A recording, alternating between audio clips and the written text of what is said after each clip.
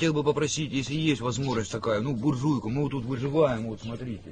Здравствуйте, друзья! Как известно, российские власти постоянно шантажируют неугодные им страны отключением поставок газа.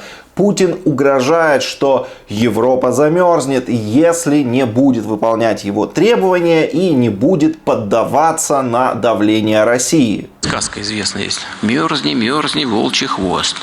Вот если европейцы пойдут по этому пути, то вот они так и будут себя чувствовать, как эти известные персонажи в русской сказке. Подобные угрозы регулярно озвучивают и другие российские чиновники. Я сейчас честно вам скажу, я жду, чтобы в мире эта зима была самая холодная за все время, какое можно было бы. При этом Европу эти угрозы особенно не пугают. Страны ЕС подготовились к зиме и заполнили свои газовые хранилища. А вот где людям точно придется мерзнуть, так это на оккупированных Россией территориях Украины, в городах, которые были разрушены российской армией при наступлении. За все это время никто, конечно же, так ничего и не восстановил. Там в основном и до сих пор отсутствуют коммуникации, нет света, газа, воды. Люди так и продолжают жить на улицах. Люди фактически живут на руинах, несмотря на то, что там чего-то лжет пропаганда для картинки, якобы рассказывая, что что-то восстанавливают. В основном, конечно, эти города не восстановлены.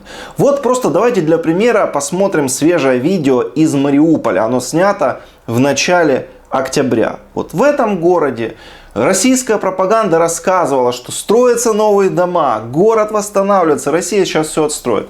В реальности просто люди живут на руинах, на горелых развалинах своих домов, фактически на улице, без воды, без отопления, естественно. Люди не представляют вообще, как им зимовать, что будет, когда настанут холода. Дальше давайте просто посмотрим это видео, и вы сами все увидите. Его снимали местные жители. Хотел бы попросить, если есть возможность такая, буржуйку, мы вот тут выживаем, вот смотрите. Нема ничего, там клеенкой натянуты просто окна. И хоть не надо там никакую финдиперцевую, не надо.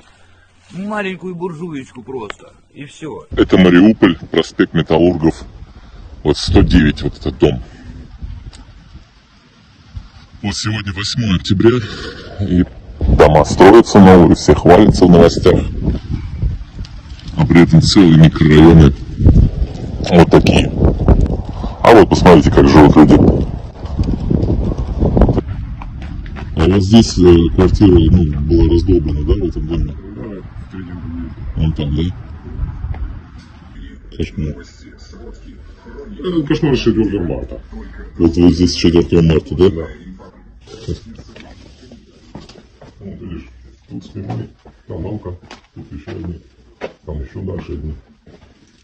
Мы им сказали, хотя бы воду проведите. Да. Что такое бегать, готовить где? Они говорят, на улице на костре. Они, администрация, да? Да. Именно 21 век на улице на костре.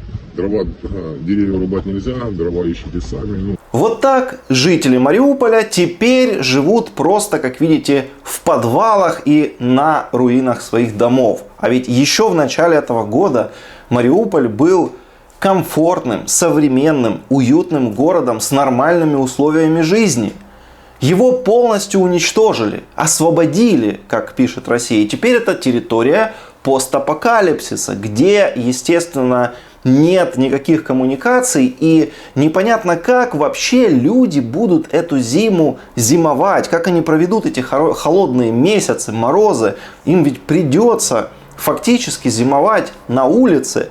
И пока российская пропаганда насмехается, как Европа будет замерзать, чего в реальности не будет, потому что в Европе, во-первых, нет особо мороза, во-вторых, Европа запаслась газом, там все в порядке. На несколько градусов, может быть, в квартире будет меньше температура. Так вот, пока Россия насмехается над этим, на самом деле будут замерзать, страдать от холода, а может и погибать от холода жители вот того самого Донбасса, который Россия якобы спасла и освободила. Обязательно поделитесь этим видео. Я хочу, чтобы его увидели как можно больше людей. Вот в самой России его должны посмотреть, чтобы они просто знали, что они на самом деле делают с Донбассом, жителями Восточной Украины, как они на самом деле над ними издеваются. Поделитесь видео, распространите его в социальных сетях и обязательно подпишитесь на канал. Это тоже очень важно.